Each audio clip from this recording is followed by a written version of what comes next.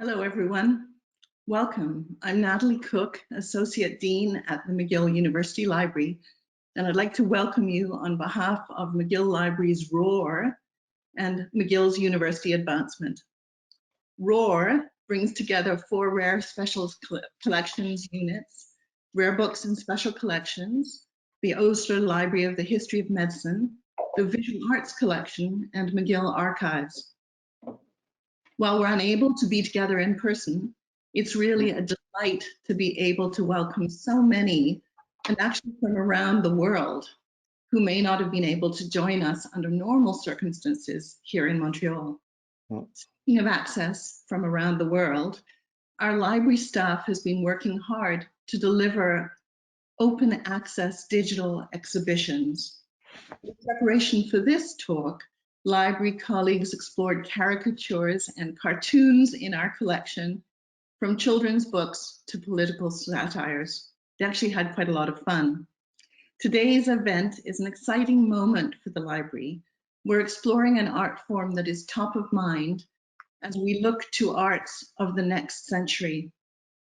Highlighted in a digital exhibition shared with you in the event invitation, our collection of 19th century caricatures is a direct precursor to the playful animations we see on film in later centuries. So now, without further ado, let me introduce to you our speaker and presenter, Mike Wiesmeier. Mike introduced himself to us a couple of years ago when he discovered that we had recently acquired a series of early Disney animation cells that were donated by Dr. Joanne Jepson. He visited our visual arts collection and thrilled us with his expertise and passion for animation. Mike grew up in LA near the Disney studio and started drawing when he was 8. His passion for the visual arts later took him to Florence, Italy, where he studied the techniques of old masters and learned to speak Italian. Mike actually now speaks 4 languages, so you can test him in the question.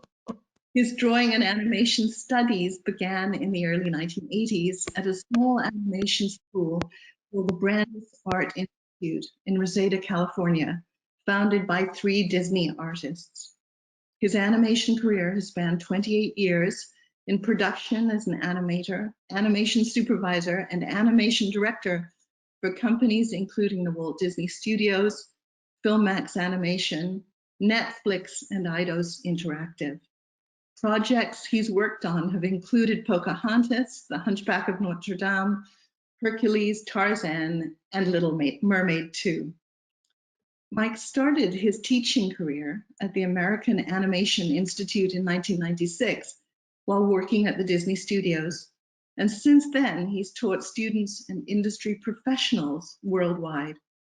He's currently a 2D animation instructor at CG Spectrum College of Digital Art and Animation, and he's the owner of the thesketchEXPERIENCE.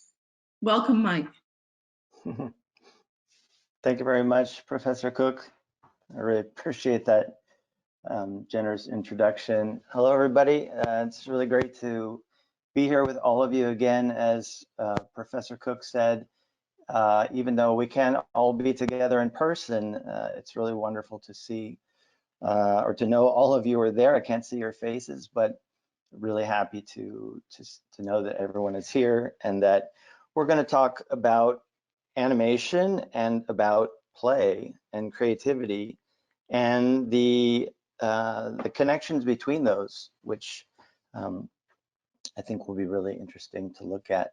So again, just to recap a bit about myself, I got into or interested in animation at a very young age. Again, as Professor Cook mentioned, when I was 8 years old, my first kind of love in the animation or animation related world was comics. So I got started drawing Snoopy and Charlie Brown and Garfield, and spent about 4 hours every day after school just copying my favorite characters. And when I was about 14 years old, this book came out called The Art of Walt Disney. And this was the book that got me started on my path towards being interested in working at Disney, and then eventually actually working there. So, and I'll talk a little bit about animation during this talk, as well as a little bit about my path and my experience. And then towards the end, we'll also look at, and I will show you, excuse me, a little bit of the approach that animators use when they're preparing to do their animation. And in case anybody is worried about my hand, it's not injured. This is actually a special glove that I made so that when I draw on my screen, because I will actually be drawing on my screen with a digital stylus, I wear this so that my hand doesn't stick on the screen, which is very important when you're trying to draw. So I'm going to start the presentation, the visual presentation now, and I will be back, or I will actually be in the upper corner while you're looking at the images. So let's get started.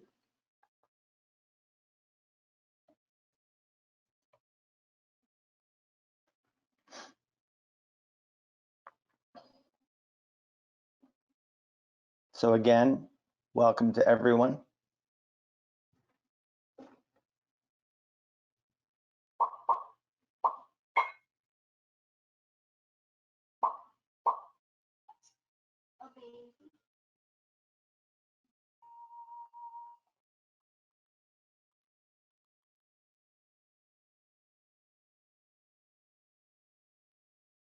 Making the drawings that will animate part of the dialogue scene we have just heard recorded. He's not just making faces in the mirror for fun. He's mouthing the words as he hears them. Then he sketches the position of his mouth so that the character he's drawing will appear to be saying the word.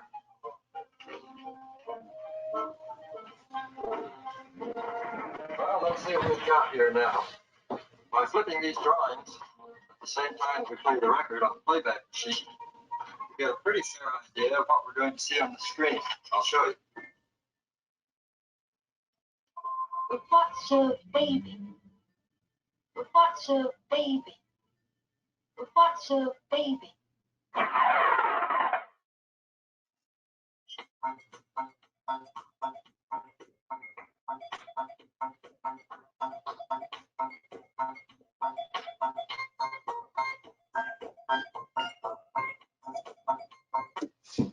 Okay, so this back view of a young man is me in 1980.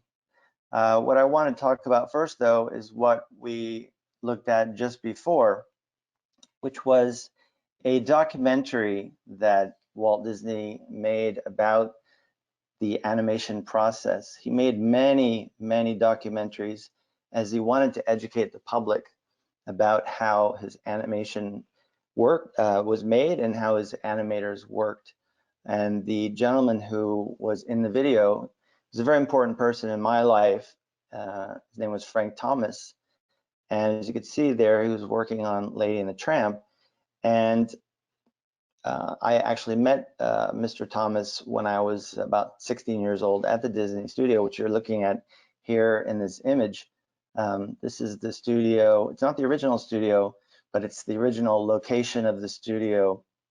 And the importance of this picture is that when I was this age, I was 14. You can see I'm sporting my early 1980s socks and shorts and everything.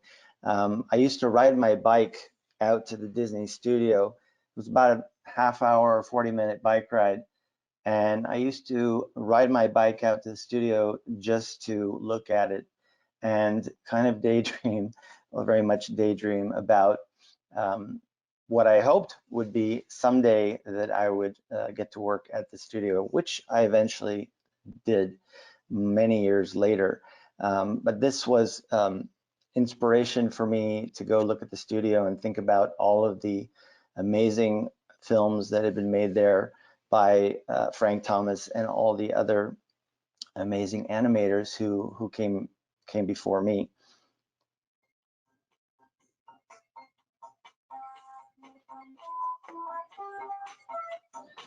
At about the same time, I actually applied for the first time to the Disney studio when I was 14 years old through a family contact who knew someone at the studio.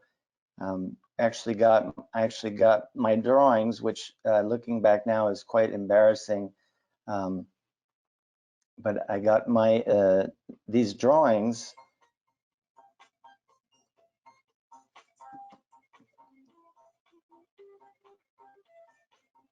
Keep the 80s music going here. So these were some of the drawings that I had done, which were all copies of Disney Disney art from the book that I showed you a few minutes ago. This was not what they were looking for, and as I was 14 years old, obviously there was no way that I was going to be working at the studio at that time. But they were very encouraging to me, which I appreciated, and relayed to me through my friend to keep up the work and keep trying and keep drawing, which I did. Some more of the drawings that I did. And it was about at this time that a very important book came out called The Illusion of Life, as you can see. Disney Animation, Illusion of Life, written by Frank Thomas, the gentleman who we saw at the beginning of this presentation, and his lifelong friend and colleague, Ollie Johnston. And this book was very important, and some of you might even know about this book if you're interested, if you have a strong interest in animation. And there are Frank Thomas and Ollie Johnston. This was right about at the time when they were retiring in the early 80s. And that was the time when I met Frank Thomas at the Disney studio, which was beyond a treat. So in this book, they really, it was a very important book as it codified or basically laid out very clearly in a way that had never been done before, laid out the way that how animation was made. This was the first time that any kind of book like this had come out. And a whole young generation of artists, including myself, or wannabe artists, wanted to be at the time, just devoured this book and really took its teachings to heart. It's about more than 300-page book and goes through every single step in the animation process. This page here is probably one of the most important, as it lays out the principles that animators use to create their animation. And we'll be talking about the use of some of those as we go through this. So I purchased this book when it came out in 1982, the same year that I met Frank Thomas.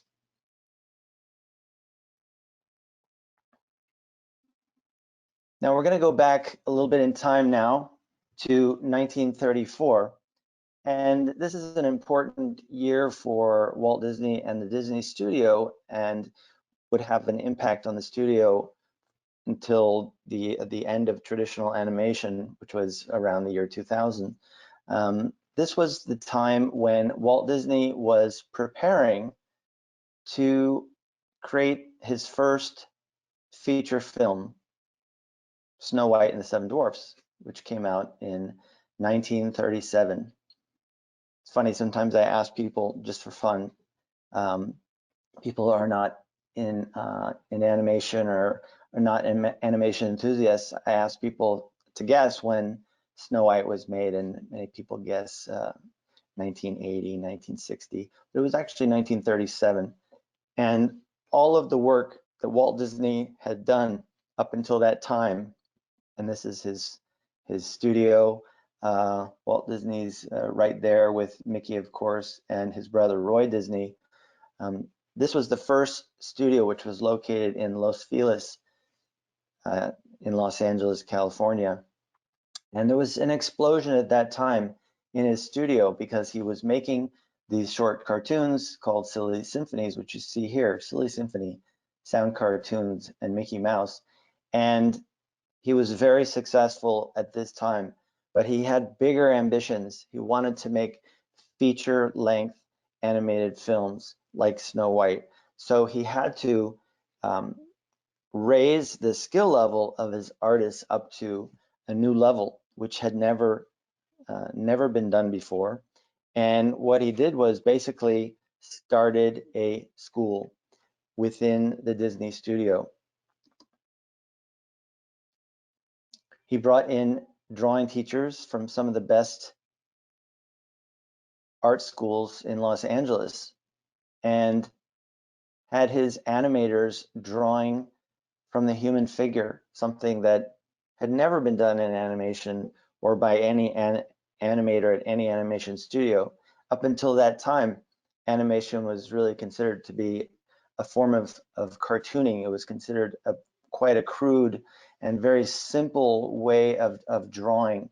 And by having his animators attend figure drawing classes, animal drawing classes, action, analysis classes, all of these kinds of classes, he was preparing and raising up his animators to a level of artistic ability that no one had even imagined would be possible or that would be desirable. But that was how ambitious Walt Disney was at that time.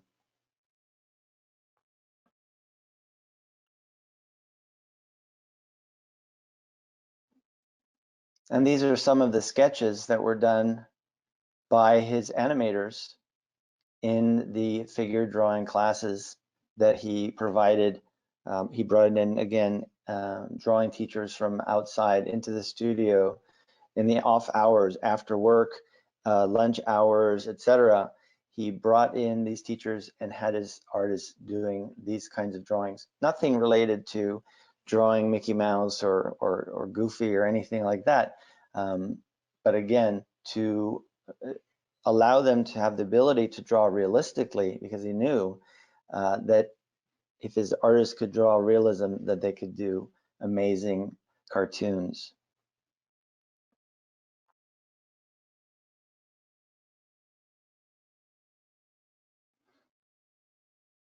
Now, the tradition that Walt Disney started in 1934 by bringing in teachers to teach his artistic staff, that continued all the way up until the time when I worked at the Disney studio, which was between 1994 and 2000. I was there for Pocahontas, The Hunchback of Notre Dame, Hercules, Tarzan, also on Fantasia 2000. And you might recognize the sorcerer's hat here. That's part of the animation building from Fantasia. So at that time, when I was there, it was considered a sort of a new renaissance in animation because Little Mermaid and Aladdin and Beauty and the Beast had been incredibly successful and brought Disney back up to a height that they had not been at for many decades, actually. And the early 1980s were a very dark period for the studio, where all the older animators were retiring and new young animators were coming into the studio. So the tradition and the practice of training the artists stayed very important, and it continued, the tradition continued. And I was lucky, very lucky and fortunate to take advantage of that opportunity at the studio. I had many teachers who were very influential on me, and actually the reason why I teach animation and drawing and things related to that is because of the teachers that I had there at the studio. The main person who was the most inspiring to me, this is a back view of him, but this is Walt Stansfield, who started working at the Disney studio in 1948 on Cinderella, and he was still there in the 1990s when I was there teaching the new young generation of animators action analysis, figure sketching, and performance. He was really emphasizing the importance of getting into the, well, we'll be talking about the play acting and the play in creating animation. He was a very playful man, a wonderful man, and when I think about him, I miss him a lot.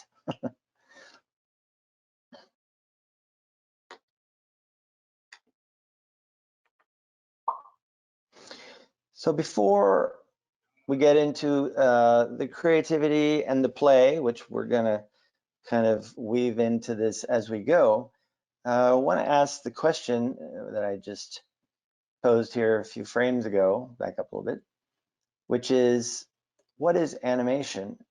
It's kind of seems like an obvious answer. It's, well, it's characters that are moving around and acting and talking and looking like they're thinking, and it is all that. But I want to talk a little bit about some of the kind of technicalities or things that maybe a lot of people don't know about it. So when you're watching animation or any film for that matter, there are 24 drawings that pass by the camera every second. That's a lot of drawings. So in any one animated film, there are hundreds of thousands of drawings. And those are the drawings that make it to the screen. There are many drawings behind those that no one ever sees. Sometimes now they are seen in books like The Illusion of Life that I talked about before, but there are many preparatory drawings, rough drawings that go into creating the final clean drawings. So the drawings you see on the screen are clean drawings that were drawn over rough drawings, and then they were colored in the computer. Then the train whistle wakes him up, and he yawns and stretches. The gentleman who was just flipping his drawings and talking about this scene that he was animating, his name was Milt Kahl, who was another colleague of Frank Thomas and Ollie Johnston.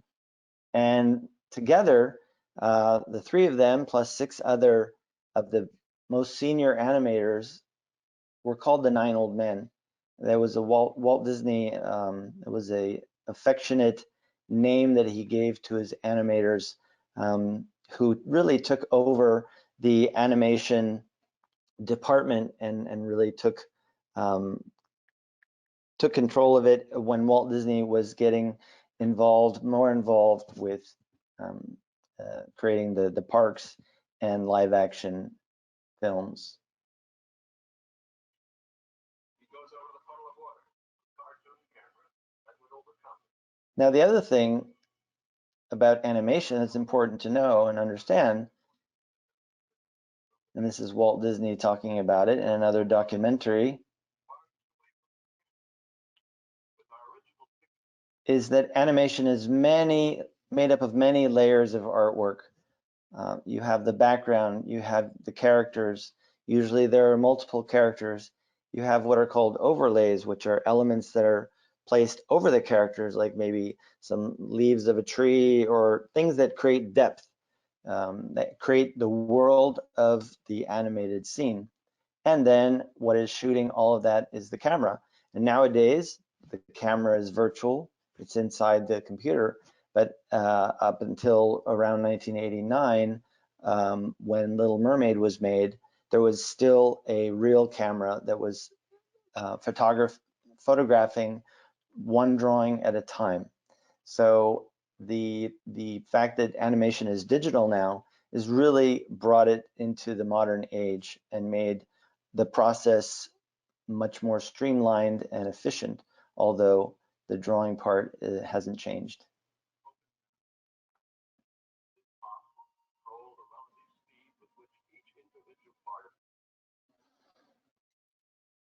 And this is important and probably less known by most people, is that it takes about 4 years from the first conceptual idea of a feature film until its release. And those years are generally divided by the activity that's happening. So the year one, the first year, is what is called visual development, which means a lot of colorful sketches of moods and characters and locations that inspire. The whole idea of that is to inspire everybody who's involved to come up with more ideas. So it's kind of a self-perpetuating visual idea generating process. The other part of the first year is designing the characters. So coming up with, okay, we have an idea, we have concepts, we have environments, but who are these characters? What do they look like? So during that first year and into the second year, I have to say, the characters are designed, and this will be given to the animators later so that they know how they need to draw the characters. The second and third years are all about story, the story, the story, the story. So what is the story? What happens at the beginning? What happens at the middle? What happens at the end? And then breaking it down from there and creating these little sketches that are called storyboard sketches that were pinned up onto very, very large corkboards and were a kind of like a storybook, like story illustrations of what would happen throughout the story, and that the animators would later take and fill in those big areas of time with animation. The other thing that was done in the second and third year is the layout, which is just a way of saying the background, the environment that the characters exist in. Find out.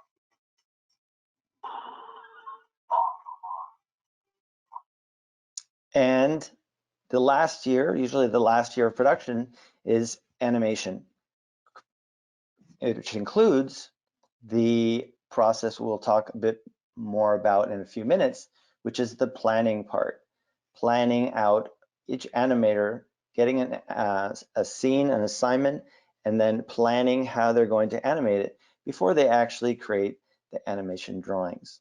And this, what we just saw, was a little pencil, what's called a pencil test, because it's a camera test of the pencil animation of Prince Philip from Sleeping Beauty. Here's a background from Sleeping Beauty, and here's a background with Pinocchio from the movie Pinocchio. So backgrounds are painted. That is a color version of the layout, which happened in the previous step. And then everything is put together, composited, final color, sound, and then the big release. And finally, I would say most importantly, asking the question, what is animation? At its heart, animation is really about a felt performance, meaning the animator is a performer. They are using a tool, whether it's a pencil or a computer for 3D animation, for example. It is always the same thing at its heart, which is a performance that the animator invents and that they plan and then they animate. And here is a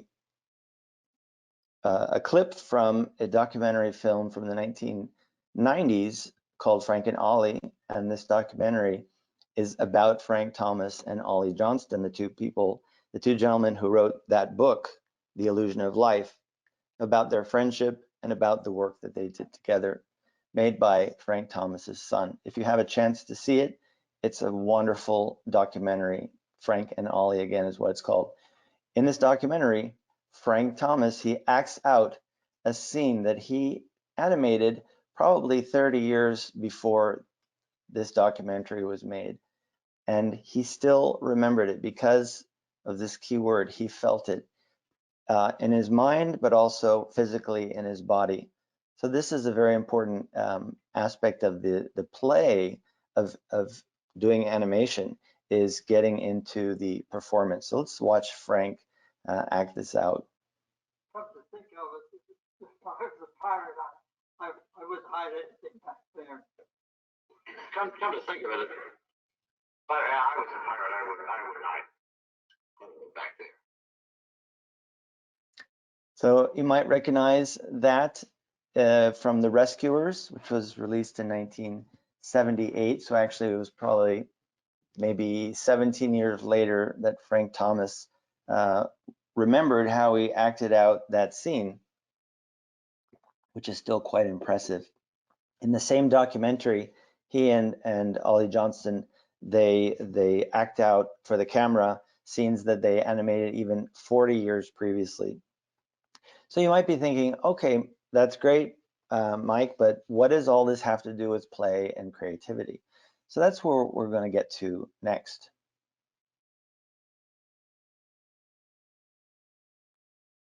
You know, there was a feeling that as you started to work on a scene, that you sort of, in case whether you had a contact with the magic that was behind the drawing, not the drawing itself, as much, but this whole feeling of this is a room, this is a forest glade, this is a rock, this is a castle, whatever it is that you're drawing. Here's your character in it, and you had to be able to see your character working in 3 dimensions, going in there and living in there, and you wanted to live in there.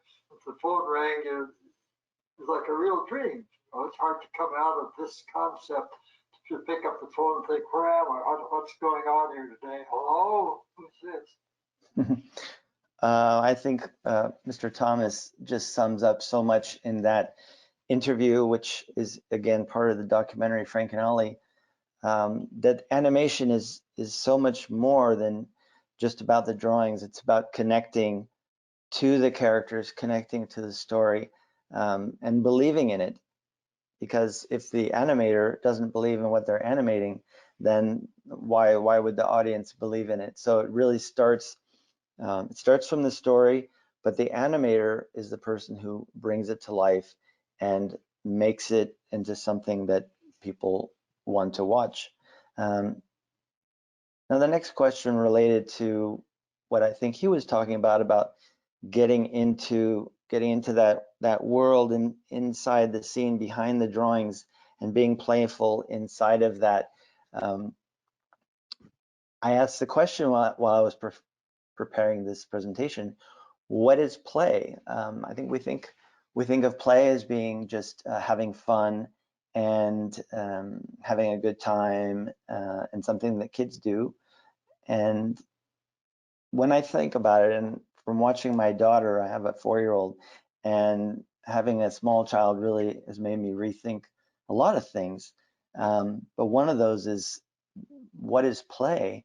And when I watch my daughter, I see that she's working. Play is work. She's problem solving.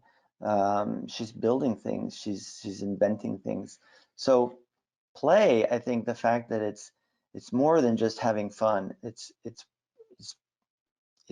focused towards an objective, and it is problem solving. That is something that connection that I personally make between play and creativity and making anything. So I encourage you, since one of the themes of this is creativity and play, what do you think play is? And I can't listen to your answers, unfortunately, but I encourage you to think about that and find out what answer you come up with.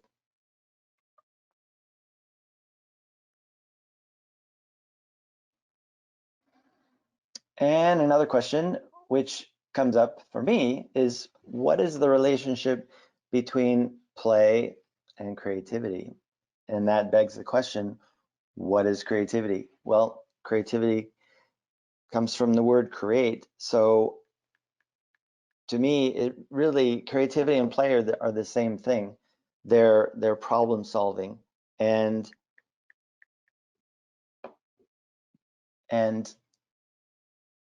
so what animation is about before the actual drawing, the moving drawings as we saw Frank Thomas doing at the beginning, where he's flipping the pages and the characters coming to life, is playing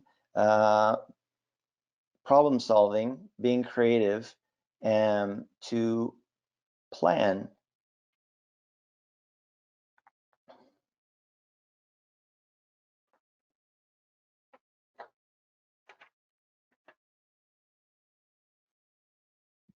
So when an animator starts working on a scene, before they start animating, what do they have to work with? Well, they have an audio track, which is the actors recorded their performance of what the characters are saying.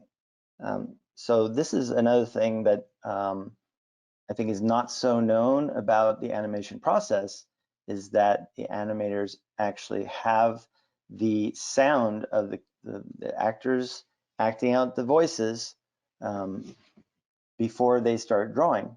That's very important because that's where a lot of the interpretation and being playful and thinking about what are you hearing in that comes through in the planning process of animation.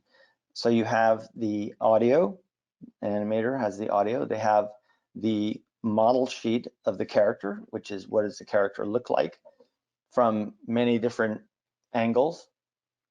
And they have this, which is called the story reel, which is those little drawings that we talked about in the second year of the process. The storyboard drawings get pinned up on a board, and they show a progression of what is going to happen in the story. Well, the animator gets a filmed version of that with the audio, and their job, the animator's job, is to flesh out, we'll see here, what is a few representative drawings, flesh that out into something very full and full of life and believable. It was your idea. I hypnotized him. Well, I know. And sent him off on that crazy crusade. Much to the sorrow of the Queen Mother. Mother always did like Richard best.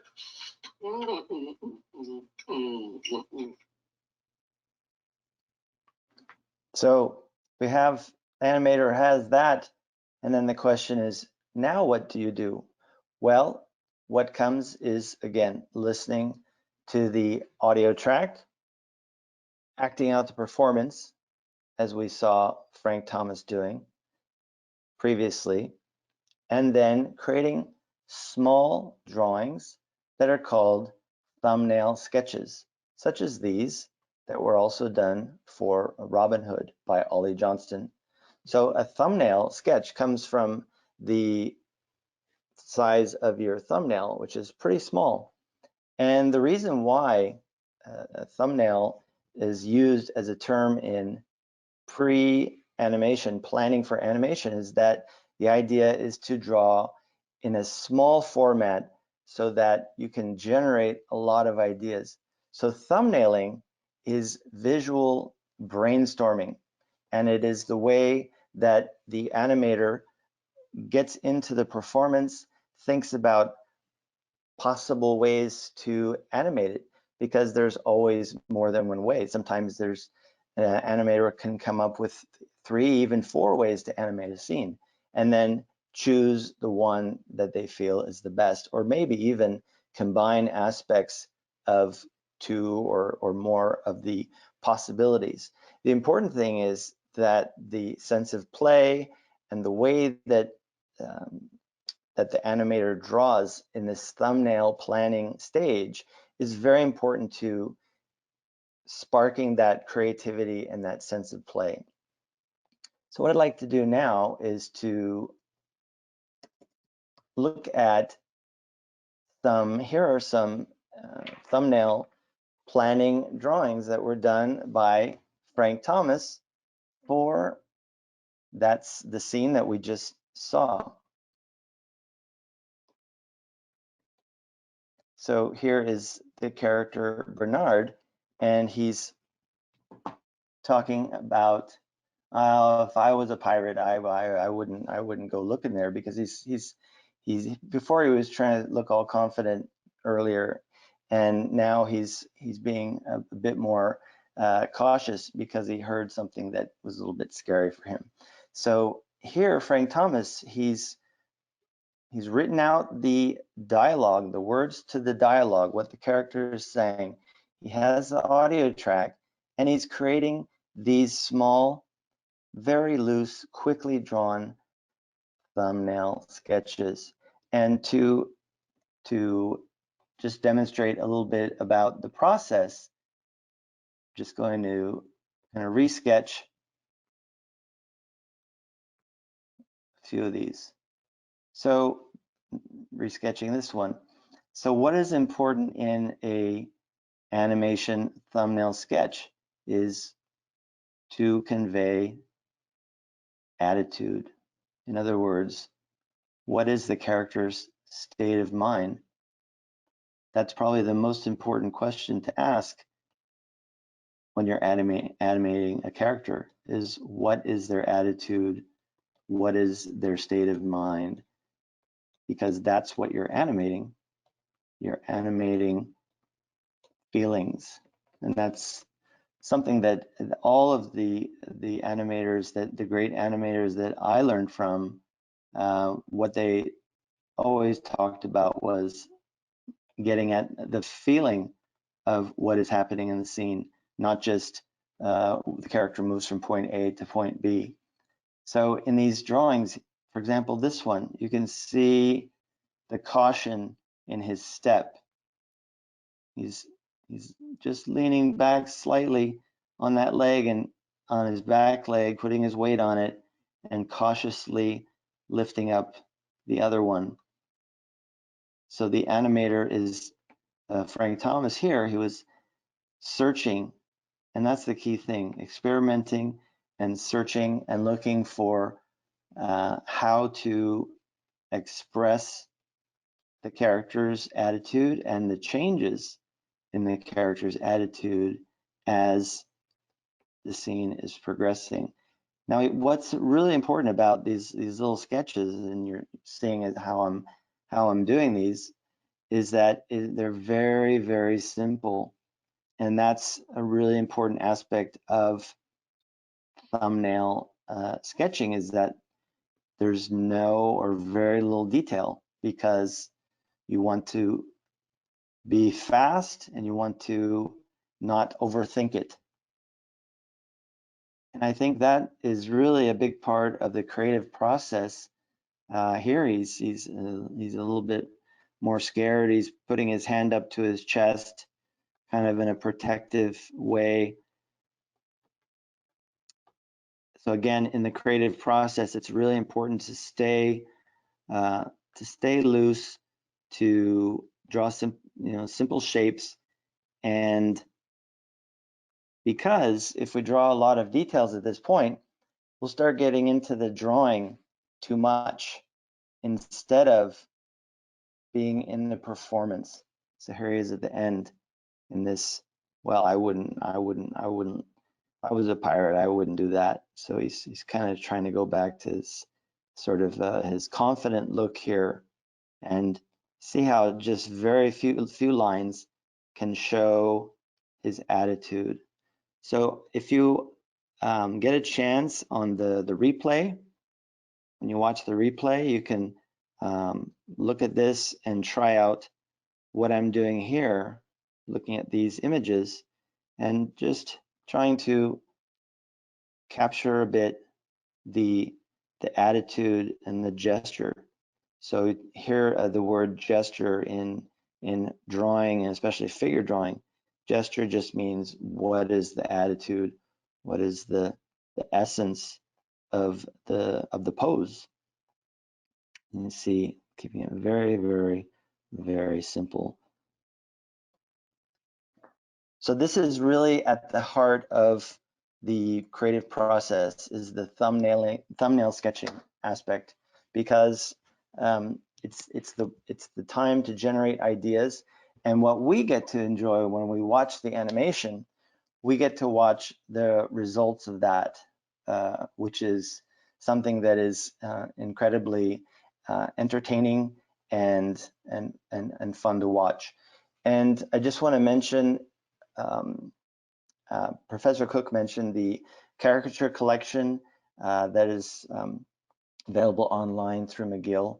And caricature is a very important part of this sketching loosely, drawing loosely, and experimenting in playfulness aspect of everything. And Walt Disney, much to his credit, he really gave his animators free rein to draw each other, sketch each other, make fun little drawings, caricatures of each other, because he knew that it was stretching their abilities, stretching their imaginations, and that they were having fun and that they were playing. So I think that again, the heart of this is the approach to the drawing, and also the playfulness, the play acting. So I want to really thank everybody for being here, and I'm ready to, I will take some questions.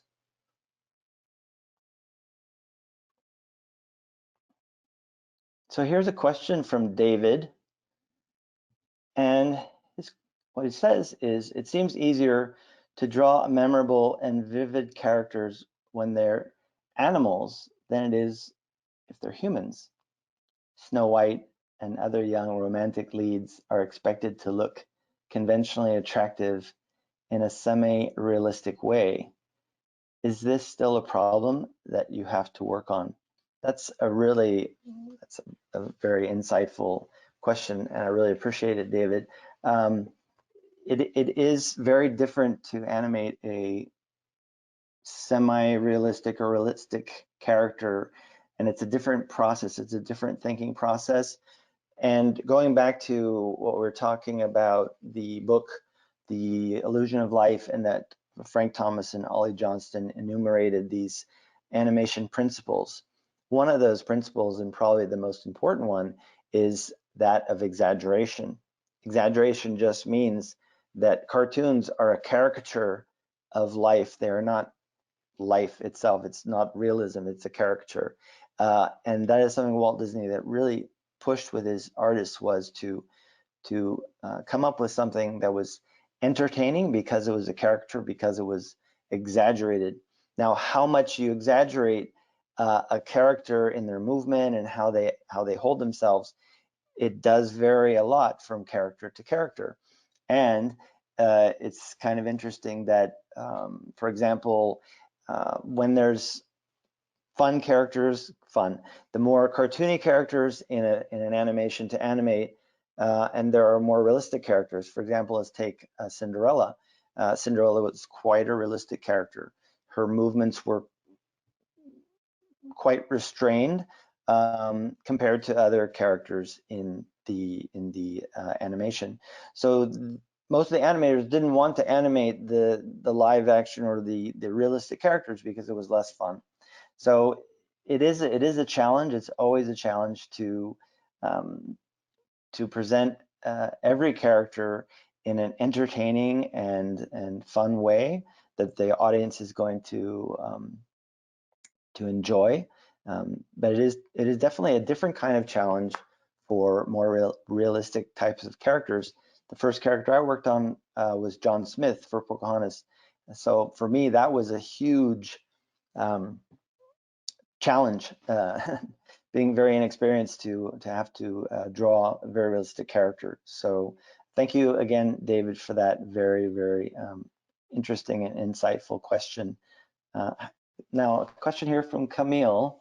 How many people are needed to animate a film? How is the entire movie divided between all the animators? And how are the look and feel details throughout the movie smoothed in between the different animators' styles? I'm guessing part of the answer is what Mike, Mike was describing in the talk, but is there more? That's a very wonderful question. Thank you very much, Camille. The look is really kept consistent. I think that's the question. every artist has their own way of drawing, their own style of drawing. How do you keep it consistent? That's really the responsibility of the supervising animator for each character. And every character in an animated film has a supervisor. So for example, I worked on John Smith. I only drew John Smith. There was a team of us who only drew John Smith. So every character had its own team, and the idea was that they wanted all of us to get good at drawing that one character. What defines how a character should look is called the model sheet, which I showed earlier. I don't dare try and rewind to go back to that because I probably won't find it. But a model sheet is basically a sheet of drawings done by the supervising animator that shows everybody who's working on that character how the character needs to look. And it's the responsibility of the supervising animator to make sure that the character is always looking the same. Now, how each animator animates the characters is very personalized as far as the performance, but the way the character looks needs to follow that guideline, which is established very early in the production. And that is a big challenge, especially for the more difficult characters, which are, this relates actually back to David's question about animating more realistic characters. They're harder to draw and they're harder to keep consistent and what's called on model, meaning looking as they need to and should, so that the main thing is that from one scene to another, you don't want the audience to think, hey, here's a new character, or who's that, when it's the same character. And that was actually a problem a bit in Pocahontas with John Smith, that I noticed, even being very inexperienced and just starting out, I noticed that he looked different in many scenes. So it is crucial, because the viewer, the audience, they can sort of be pulled out of the story if they notice things like inconsistencies in the way that the character looks. So very great question. Thank you again, Carol. Here's a question from Andy. Thank you, Andy, for your question. If there are multiple animators working on one project, does one animator work on one character? So that's what we were just talking about. If not, how do you ensure consistency? My Mickey would differ from your Mickey, wouldn't it? Yes, so again, that is the model sheet, is the guide. It's the official standard. It's signed off by the director, and when that's given to all the animators, that's like the law, I guess you could say, that this is how the character looks, and animators can't, they can't go and sort of be creative and design their own character, because it will stand out and it will break the illusion of, not of believability or the suspension of disbelief. I don't really believe that people's disbelief needs to be suspended. I think people, when they go to watch animation, they want to believe in the characters. They want to go in the story. They don't need to be convinced to set aside their disbelief. But if you give the audience a reason to be startled because there's a big inconsistency, that is a problem. And so again, I'll repeat, when there are multiple animators, which there always are, it's the responsibility of the supervisor of that character, but also the director of the film, to make sure that it's consistent, so that it looks like one person animated the character. That's what you want at the end of the production.